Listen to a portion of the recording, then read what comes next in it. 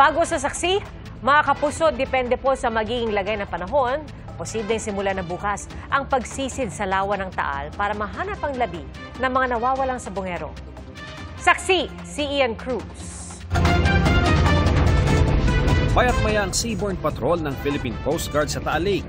Sa lawang ito raw itinapon ang katawan ng mga nawawalang sabongero base sa pahayag ng whistleblower na si Julie Patidongan o alias Totoy.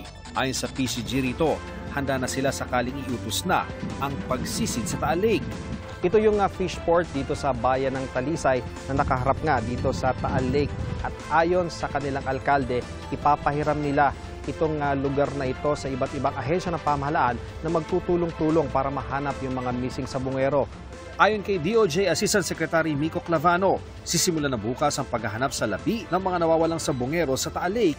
Depende sa lagay ng panahon. Natukoy na raw nila kung saan uumpisahan ang operasyon. Merong fish pond list yung isang suspect na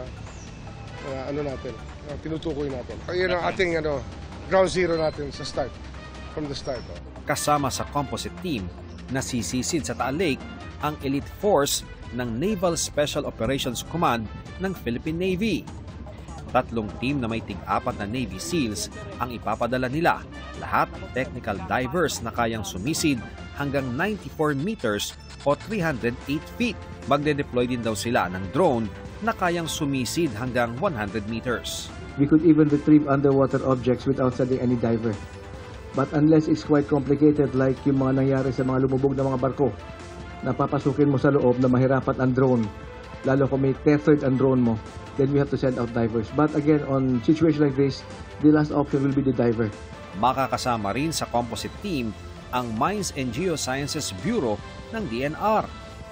Hindi birong hamon ito dahil ang Taal Lake may lawak na 234 square kilometers.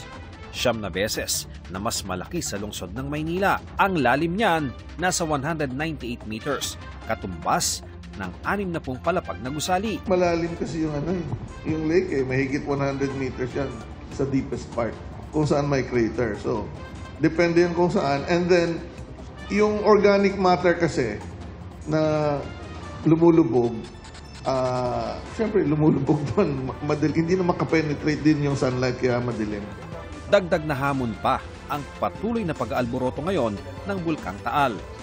Pero pagtitiyak ng T-Volks, sa lawa, safe naman yun kasi alert level 1. Again, TBC lang yung nirecommend natin na huwag pasukin. Sinesecure na raw ng PNP ang paligid ng Taal Lake para maihanda ang search and retrieval operations.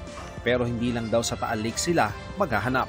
Meron kami mga ilan na binibisita. May mga areas kami not only around Laguna or Batangas, but in other parts of the metro and other parts in the underlying area. Saka namin ididila. Sakaling wala raw ma-recover na labi mula sa lawa, sabi ni DOJ Assistant Secretary Miko Clavano na hindi nito maapektuhan ng kaso. Anya, hindi raw absolutely necessary na mahanap ang katawan ng biktima para patunayan ang krimen ng pagpatay.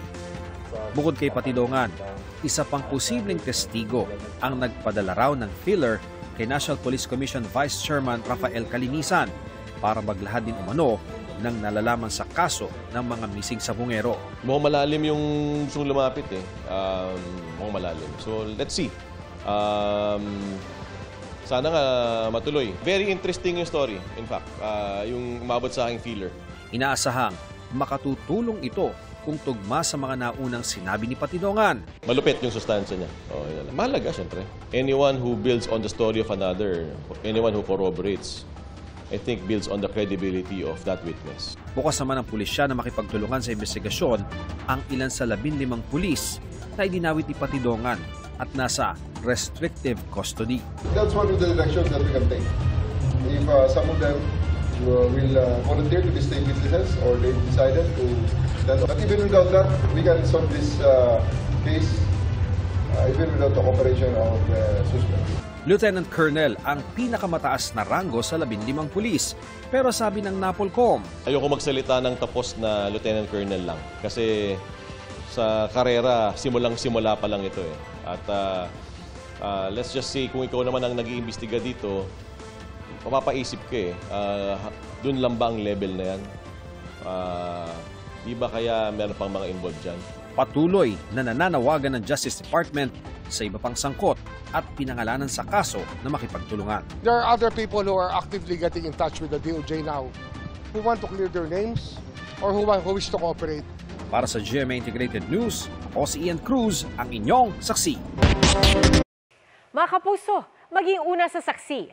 Mag-subscribe sa GMA Integrated News sa YouTube para sa iba't ibang balita.